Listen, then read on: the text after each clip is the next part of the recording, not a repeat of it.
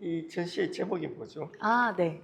이 전시 제목이 인피니트 랜드스케이프스입니다. 무한한 풍경이고요. 그 제목에 대해서 더 이제 설명을 드리겠습니다. 네. 왜 그렇게 제목 붙였을까 한번 네, 고민을 한번 생각해 보시면 좋을 것 같습니다. 예, 사실 그 풍경의 어떤 무한성을 이야기했는데 뭐 나중에 설명하시겠지만 루이지 기리는 매일 똑같은 풍경을 찍더라도 똑같은 풍경은 없다. 그러냐. 우리가 이제 저는 그 루이지 기리 그 푸른 하늘도 많이 찍었는데 우리가 언어로 말할 때 푸르다는 표현을 언어로 몇 개 정도 할 수 있을까요? 푸르다, 파랗다, 푸르다, 푸르스름하다. 한 100개 가능할까요? 100개는 안 될 것 같아요. 그런데 색깔로는 얼마나 무한할까요? 그죠? 네. 그런 특히 이 루이지 기리는 컬러에 대해서 굉장히 고민을 많이 했기 때문에 그 무한히 컬러하고 좀 관련이 깊지 않을까요? 네, 그렇습니다. 그 날의 색? 저는 약간 그렇게 개인적으로 표현을 해서 도슨트 설명을 드리고 있는데 루이지 기리 작업을 보면 그 날의 색이 담겨 있는 것 같아요. 그래서 아까 그 F11 122분의 1초 내추럴 라이트 설정 값이 그 날의 색 그 자체를 좀 받아들이는데 되게 최적화된 설정이라고 생각이 들어요. 지금도 보시면은 이 빛이 약간 푸르스름한 빛이잖아요. 근데 아까 오전에 도슨트 했을 때는 좀 더 핑크빛도 있었고 보랏빛도 있었거든요. 그래서 좀 그런 지점을 기리가 굉장히 섬세하게 잡아내려고 많이 노력을 했고 그랬기 때문에 인쇄하는 업체랑도 긴밀히 소통을 해야 했었습니다.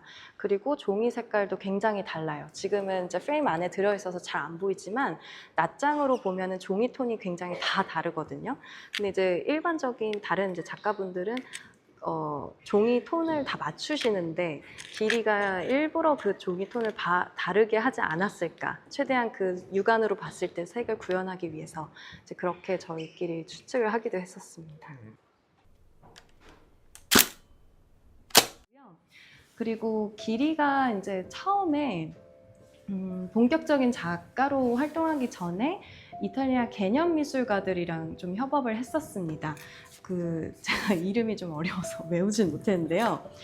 한국에서는 별로 유명하진 않지만 그 프랑코 구에레조니, 그 다음에 카를로 크레마스키, 줄리아노 델라카사, 클라우디오 파르미자니, 프랑코 바카리 이렇게만 하면 너무 안 와닿으실 것 같아가지고 그분들의 작업을 이미지로 좀 보여드리겠습니다. 약간 좀 네, 밝기가 많이 떨어졌는데 이런 작업을 하는 작가들이에요. 그래서 보시면은 좀 아카이빙이거나 아니면 이렇게 사물의 뭔가 흔적, 보이실까요? 사물의 흔적, 아니면 이런 아카이빙 자료들, 그리고 이런 시간의 흔적, 그리고 사물을 전시장에 사물만 이제 결과만 있지만 그거와 이렇게 얽힌 내러티브를 사진으로 보여주는. 그러니까 굉장히 이거는 또 그 바카리 작업인데요. 여기에 사진 그 포토북 부스를 놓고 관람객분들이 찍고 그 사진을 이렇게 벽에다 붙이는 작업을 해서 예술이 일상의 연장에서 탄생한 것이 처음부터 이렇게 명화로 막 박제돼 있지 않다. 약간 좀 그런 과정에 관련된 작업을 하는 작가들이랑 이제 협업을 했었습니다. 근데 그때 그 루이지 기리가 어떻게 보면 그냥 증명사진처럼 약간 문화재단에서 찍는 그런 뭐라고 할까요? 이런 사건이 있었습니다를 기록한 사진이 아니라 그런 전체적인 맥락을 좀 관통할 수 있는 집약적인 사진을 찍는데 굉장히 좀 연구를 많이 해서 그냥 사진 작가라기보다는 거의 협업하는 예술가처럼 좀 작업을 했다고 해요. 그래서 이런 일상의 연장의 어떤 예술 흔적으로서의 뭔가 이미지, 이제 그런 얘기들이 굉장히 곳곳에 들어가 있거든요. 이제 그런 것들을 좀 같이 보시면 더 이런 작업을 왜 기리가 하게 됐는지에 대해서 이해를 하실 수 있을 것 같습니다. 그래서 좀 그런 감정의 지리학이라고 해서 되게 이제 객관적으로 있는 어떤 그런 장소의 이미지 자료, 그다음에 실제 내가 갔을 때 또 내가 경험하고 내가 살아왔던 그 삶의 어떤 생각으로 이 공간을 좀 상상하면서 보는 이제 그런 감정의 지리학에 대한 얘기도 하는 이미지라고 보시면 될 것 같습니다.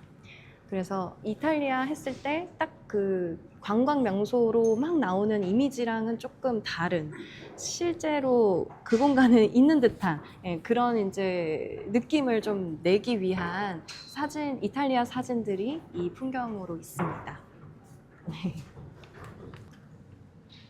우리가 관광지에 가면 뭘 찍죠?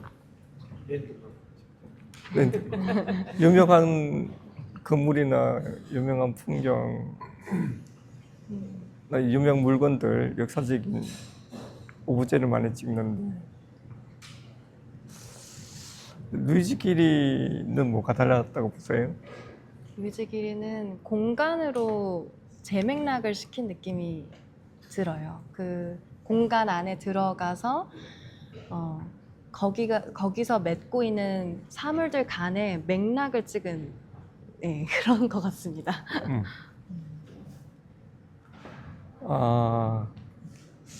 여러분 그 매년 그 달력 이렇게 보면은 엄청 잘 찍은 사진들 많잖아요.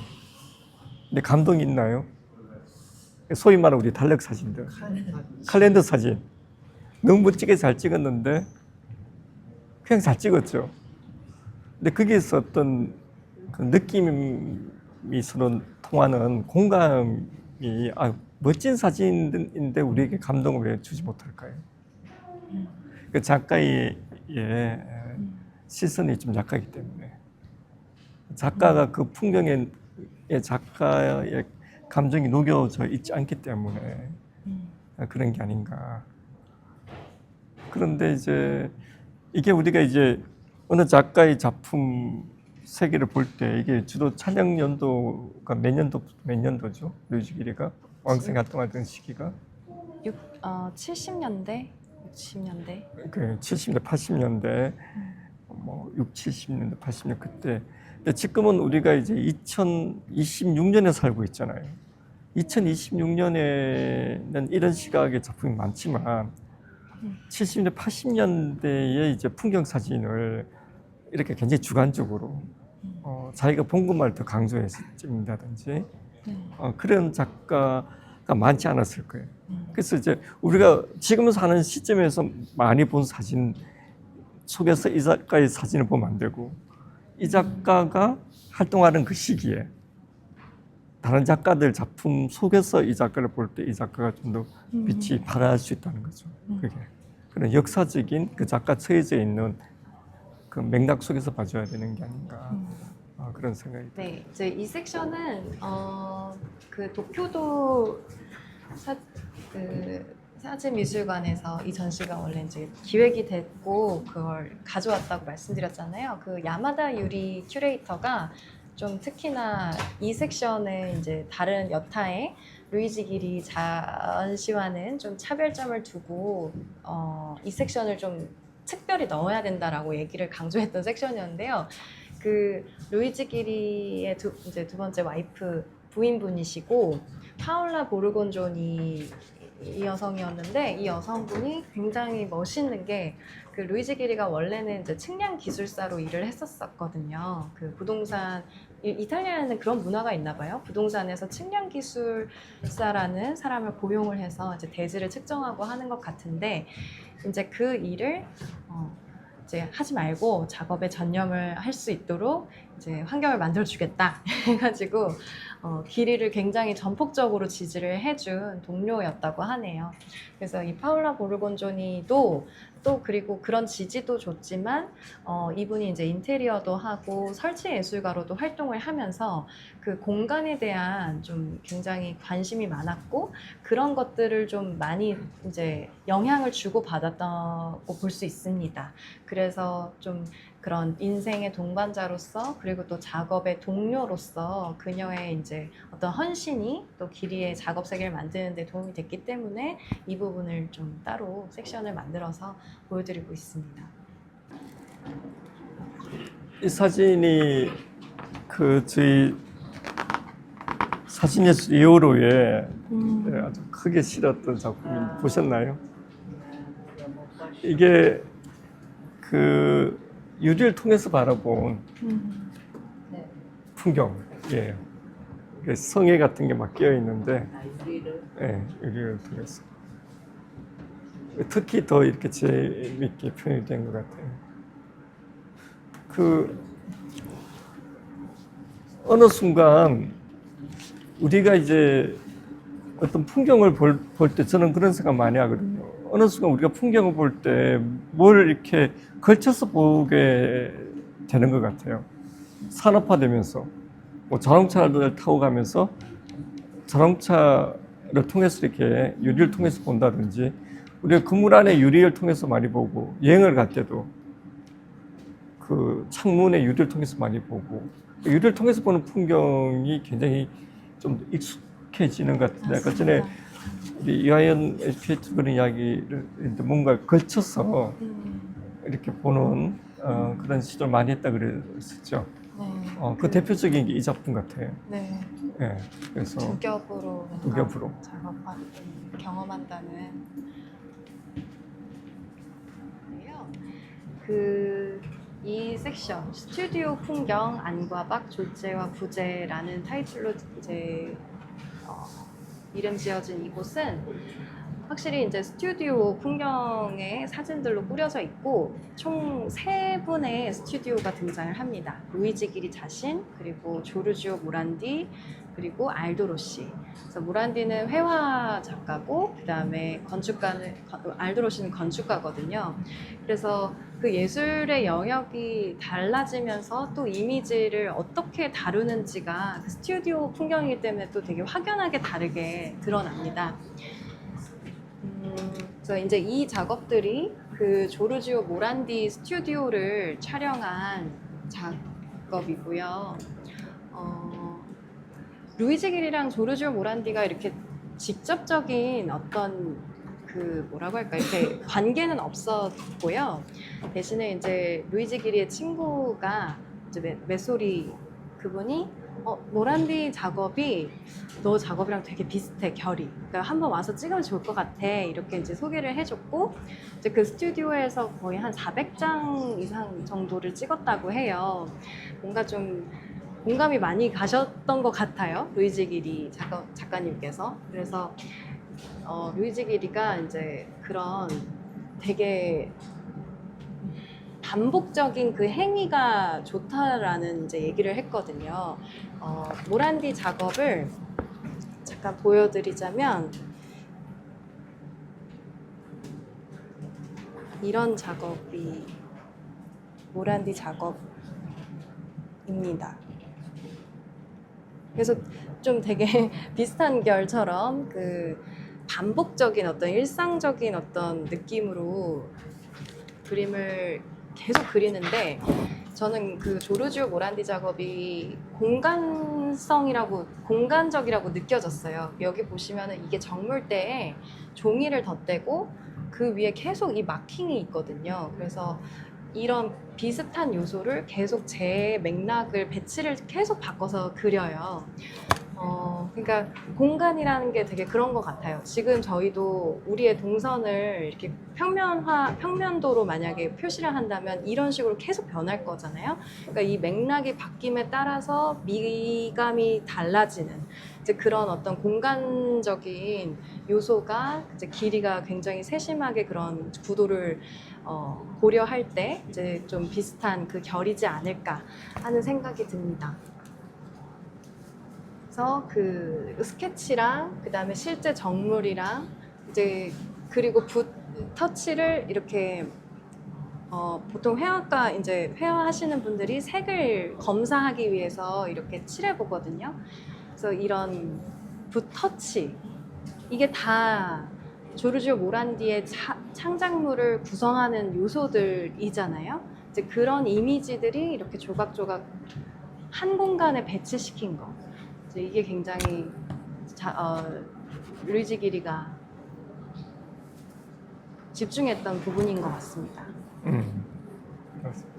아니 저희가 2월달에 루이지 기리를 소개할 때 제가 이 사진을 시작하는 대표작을 골랐거든요. 그런데 이 작가를 기리는 거잖아요. 루이지 기리가 모란디라는 작가를 기리면서 작품을 하고 이 모란디의 작품 세계를 사진으로 해석해낸 거잖아요. 근데 나는 이렇게 따뜻할 수가 없어.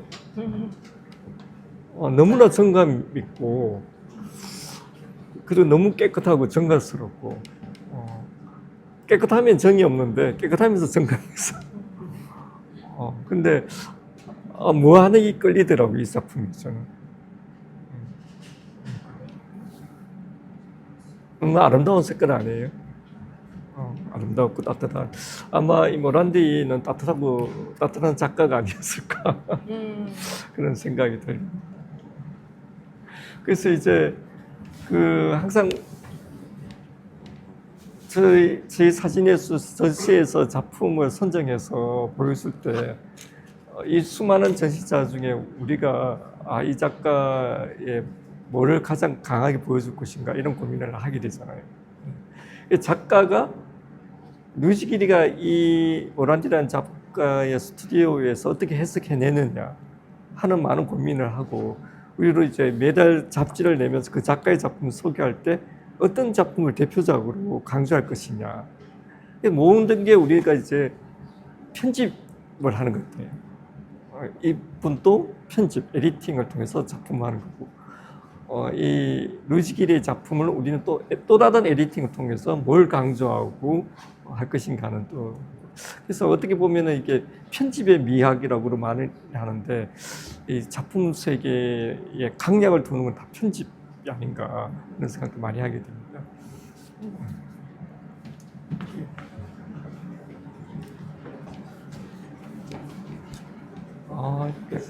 깔끔하게 찍었다. 네. 그리고 이 작업을 먼저 설명드릴게요. 이 부분 이제 여기는 그 아이덴티키트라는 연작들입니다. 아이덴티키트가 쉽게 말하면 몽타주예요. 그러니까 뭔가 범죄 이런 거는 아니고 그 여러 가지 증언과 그다음에 그거를 또 상상을 또 가미를 하긴 하는 그래서 이제 그 사람의 정체성을 시각적으로 표현한 이제 이런 거를 아이덴티킷이라고 할 수 있을 텐데요.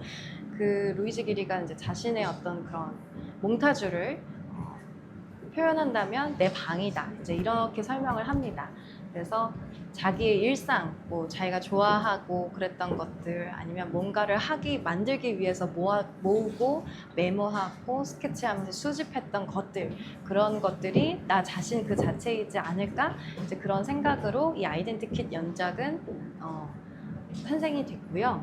그래서 이제 제가 이탈리아 말 잘 모르고 그래서 좀 어려웠지만 음악적인 취향, 모차르트 이런 것도 있고 이제 여러 가지 그 루이지 기리가 좀 어떤 영감을 받았을지도 모르는 이제 그런 것들을 확인해 볼 수 있어서 마치 집에 놀러 간 것처럼 이제 그런 자취들이 좀 깃들여 있어서 재밌는 네, 연작인 것 같습니다.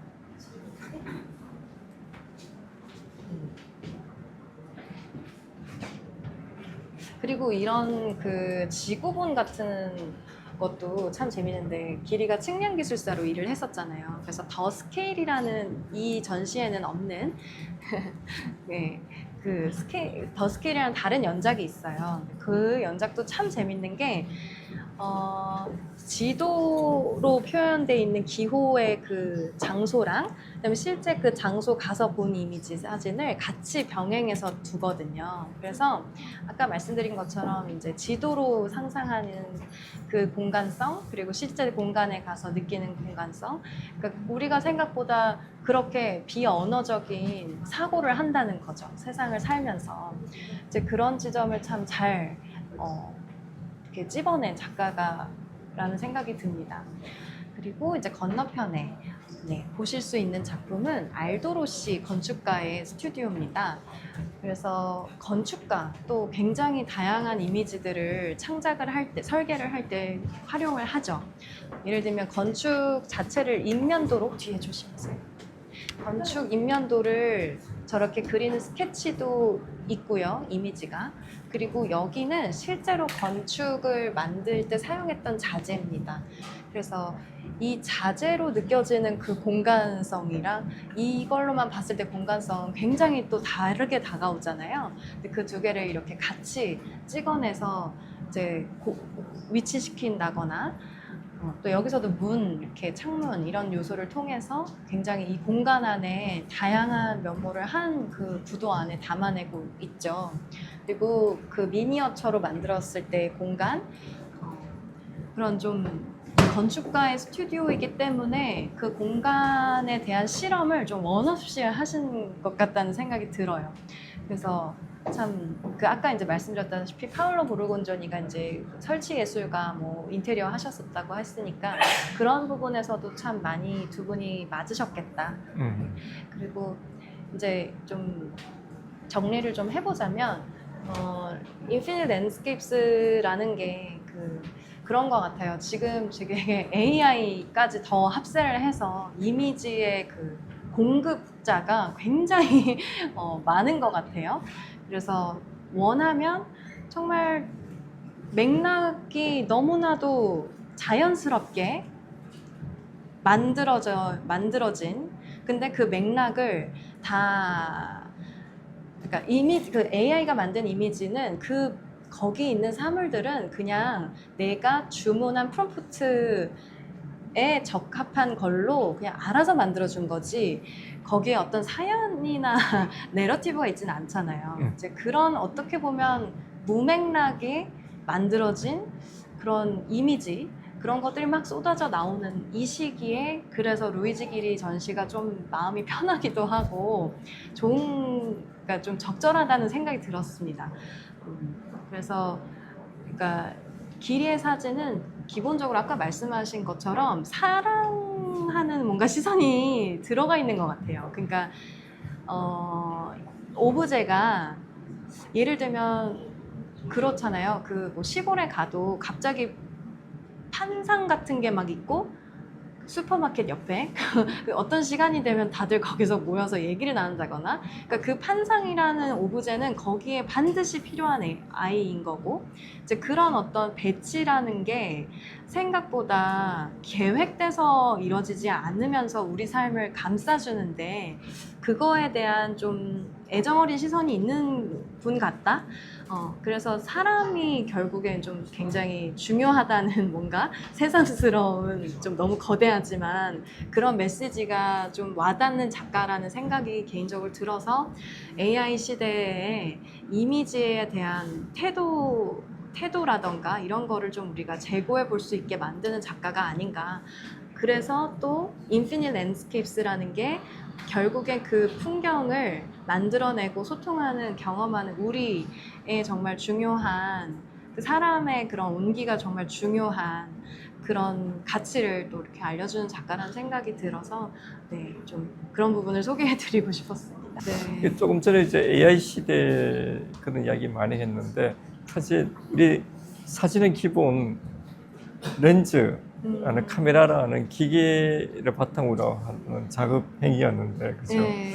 그 자체가 이제 없어지는 카메라 없이 기계 네. 없이 이제 이미지 생산 시대로 된 것 같은데 우리가 이렇게 이미지 범람의 시대에 오히려 류지기리 작품 보니까 작가가 그 카메라로 그리고 이제 라이팅도 굉장히 고민을 많이 하고 그런 기계 미학을 바탕으로 작업을 했지만 그 프레임에 있어서 미장센이라든지 그가 이제 만들어낸 컬러가 굉장히 창조적이라서 오히려 아주 과거의 아날로그 방식이 네.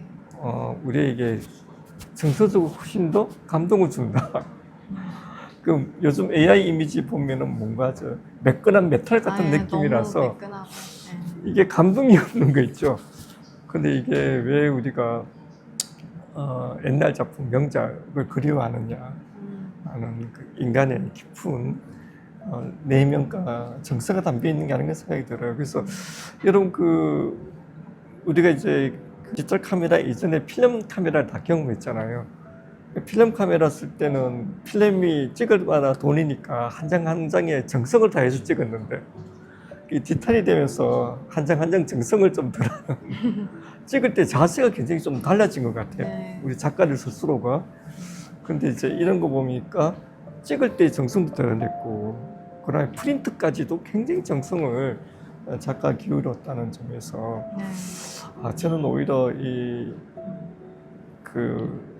이게 너무 지나치게 디지털화되고 AI 될수록 인간의 노고, 수고스러움이 훨씬 더 많이 들어간 작품에 대해서 훨씬 높이 평가하지 않을까 앞으로 오히려 그런 생각 들어요. 없어지는 게 아니라 오히려 더 그럴 거꾸로 것 같은데. 가는 일들이 아까 전에 이야기했지만 뮤지엄에서 디지털 프린트를 회피하고 안 사기 시작하니까 요즘 오히려 현대 작가들이 사진 작가들이 옛날 방식의 프린트를 오히려 많이 하고 이제 한지도 굉장히 해외에서 인기가 좋아.